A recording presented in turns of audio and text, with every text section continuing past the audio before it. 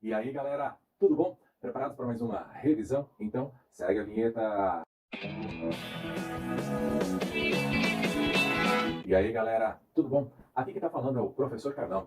Hoje nós iremos falar um pouquinho sobre a Europa em ebulição. O que esse assunto trabalha exatamente, professor? Nós vamos falar um pouquinho sobre algumas ondas revolucionárias e um pouquinho de uma ideologia que começa a aparecer em pleno século XIX. A primeira ideia que nós temos que começar a comentar diz respeito, por exemplo, ao pensamento liberal. O liberalismo era uma ideologia que pregava que a sociedade, que os indivíduos teriam que ter total liberdade. A burguesia deveria implementar uma sociedade onde eles administrariam o comércio. Em 1814, quando Napoleão perdeu a primeira batalha, o Congresso de Viena foi instaurado na Europa. Através de um princípio de legitimidade, vários monarquistas desejavam que fosse restaurado o mapa político da Europa antes de Napoleão ter governado. E isso acabou acarretando o favorecimento dessas novas monarquias. Alguns reis voltam a assumir seus antigos tronos, e a partir desse momento, o que observamos? Que alguns grupos começaram a ficar insatisfeitos com isso. Os burgueses, os liberais. Eles queriam que fossem implementadas monarquias constitucionais. E aí a gente começa a perceber a primeira onda revolucionária. Lá pelos anos de mais ou menos 1820, começamos a ver em Portugal a Revolução Liberal do Porto.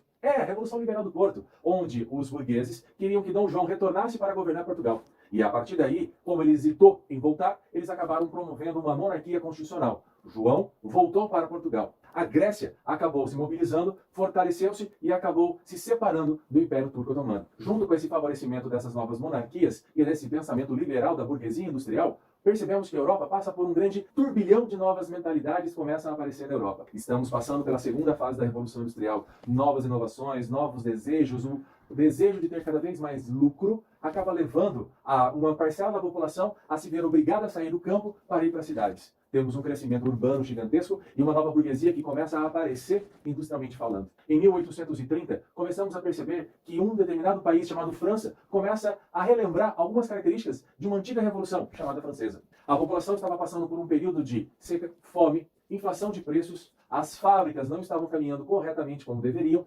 os reis começam a exigir favorecimento aos nobres. O Congresso de Viena colocou no poder na França o rei Luís XVIII, morreu em 1824. Assumiu seu irmão Carlos X, ele era muito mais favorável aos nobres e ao clero, e se afastou da burguesia.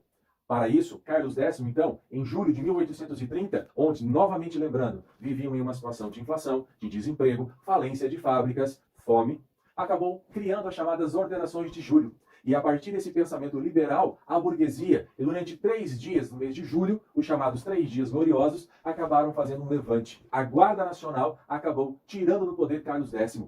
E o povo acabou assumindo.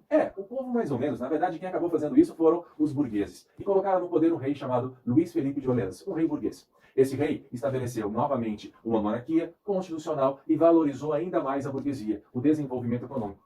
Passaram-se os anos. Ao finalzinho dos anos de 1846, 47, novamente é um período de seca e de crise. E essa crise econômica e a fome, a inflação, acabaram levando a um pensamento que estava surgindo na época, além do liberalismo, o chamado socialismo, começou a conduzir pessoas, como por exemplo Ledru Rollin, como Louis Blanc, começaram a fazer banquetes para convidar a população a se organizarem para mobilizarem e tirarem do poder Luís Felipe. Em 1848, o povo, ouvindo o clamor desses burgueses, o povo ouvindo o clamor dos socialistas, o povo ouvindo essa necessidade de mudança, acabaram tomando o poder em 1848 na França. Essa ideia começou a se propagar para diversos lugares. E aí nós temos então a Itália, a Alemanha, nós temos também ali a Dinamarca e outros lugares como a Hungria a fazerem as suas revoluções, um desabrochar. O nome que se chamou foi de Primavera dos Povos. E essas ideias começaram, então, a fazerem revoluções, a se separarem dos seus antigos monarcas. A França implementou o socialismo, só que não durou muito tempo. Ao assumirem o poder, eles começaram a criar as chamadas oficinas nacionais, começaram a reduzir os valores dos impostos, começaram a estabelecer o sufrágio universal, começaram a estabelecer a divisão em 3 poderes.